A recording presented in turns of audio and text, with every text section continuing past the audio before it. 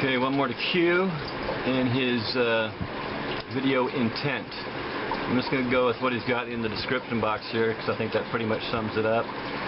He says the claim of imposition implies intent to impose, which I don't know where you get that from.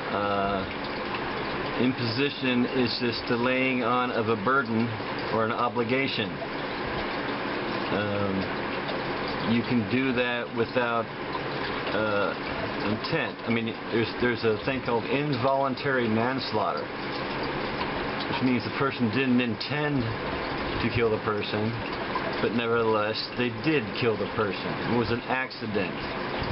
And in this case, just because the procreators are ignorant of what they're doing does not mean they're not imposing. He says, meaning that A, life cannot be imposed on non-life. Yeah, you can't impose on non-life. I don't know how you get from what you said that imposition implies intent. I mean, yeah, you can't impose. Actually, I think you mean non-existent, but I mean, yeah, a rock is non-life, I guess. You can't impose on a rock, but you can impose on a sentient being by bringing them into the world. When you bring someone into the world, that is an imposition. And B, procreators must intend to impose harm. No, they don't have to intend, but they in fact are imposing harm. I mean, they just are.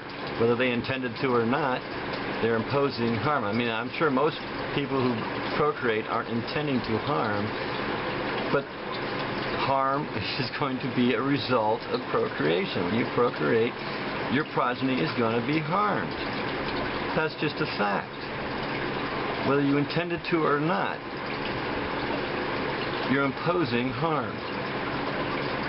That's what procreators need to think about when they're deciding whether or not to procreate. I mean, I've said it before, the first job of the procreator is to protect their progeny from harm. But the best way to protect the progeny is to not make them. There's no reason to bring a new being into this world except for some notion in the procreator's head that they have to do it. And they don't have to.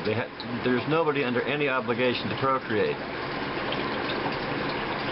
And on the opposite side, there's plenty of reasons not to procreate.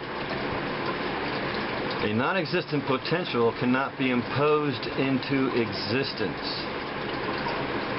A non-existent potential cannot be imposed into. Well, they're not imposed into existence, they're brought into existence, and that is an imposition. Nor harm. Well, yeah, no harm can come to a non-existent potential as long as they remain just a potential. The non-existent cannot be harmed. That's the antinatalist position. You can't use our position against us. Whilst a procreating agent must be proven to intend harm to a potential... No. You don't have to prove intention. I don't think any procreator is intending to harm. That's because they're not thinking through what they're doing. They are opening the door to harm when they procreate. Everybody gets harmed. Everybody dies. I mean, they don't intend for their progeny to die, but surely they know their progeny is going to die. So that's the whole thing about the procreators are not thinking through their decision. They're doing it for any number of stupid reasons. There's no rational reason to procreate, unless you can provide me one. I haven't heard a rational reason for procreation yet.